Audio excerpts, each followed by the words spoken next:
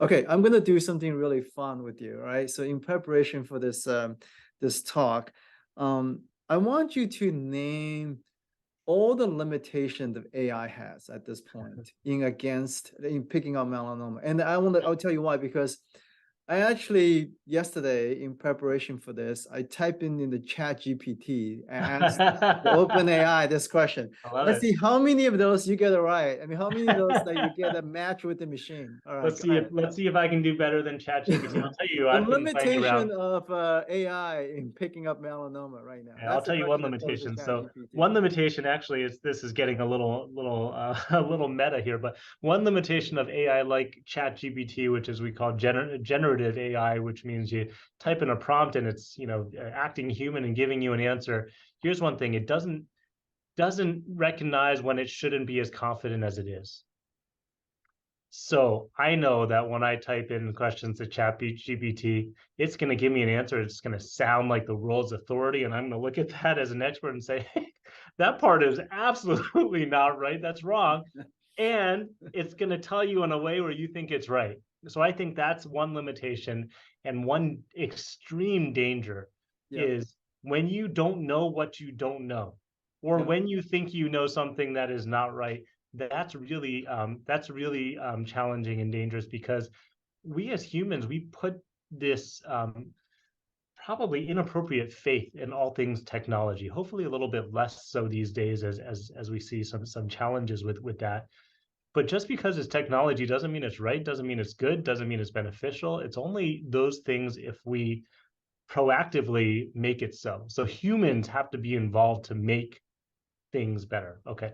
So I think that's one downside. Here's another downside. Um, it's really, really bad um, at performing tasks that it is not it has not practiced on. I'll give you an example of that. So Steve is representing a study that we did. It was actually back in 2016 is when we started that work. It feels like 2019, 2016. And so this was we'll call it an AI that was really good at separating and sorting things. Just you showed a picture of something and sorts it into the right bucket often, many times, especially when we asked, is this a skin cancer or not? So we did that, good sorting. And then you say, okay, I'm going to take, some skin spots of someone who has dark skin, sort right. these. It's going to say, hey, I'm really sure that I'm going to do this right. It's really bad. Yeah. It's incredibly bad. No, you're so accurate. And I mean, I think one of the thing is those machines, those algorithm uses collective lesion, the database, Mhm. largely from let's say Caucasian population, right?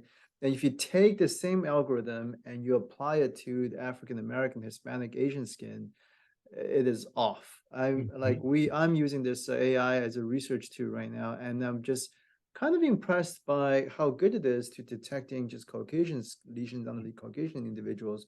But that thing is really way off when talking. Off, yeah.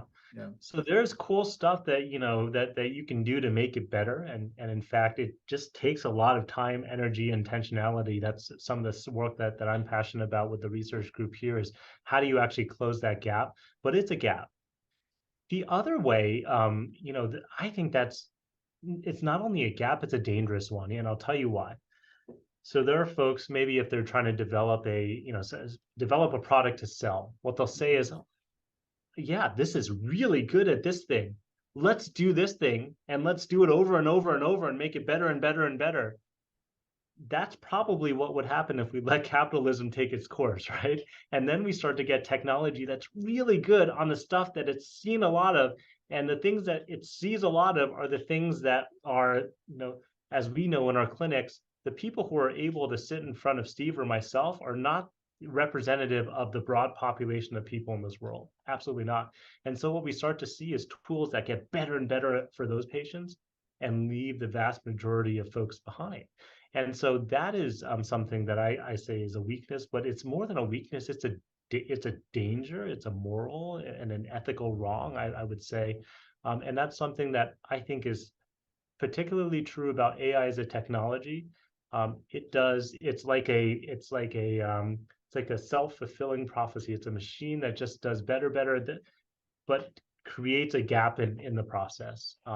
So that's that. I would say, you asked me for a lot of different ones. That's by far the biggest one and the most important one and the most dangerous one, and that's the one where we need to have lots of people like you and I sort of pulling those two things together and say, no, we can't let that gap become bigger. We need to close that. We need to use the AI for good. I think this is a really interesting exercise because I have to tell you, ChatGPT spit out the answers much faster than you did. All Mhm. right. And they took like seven, they put out seven on this.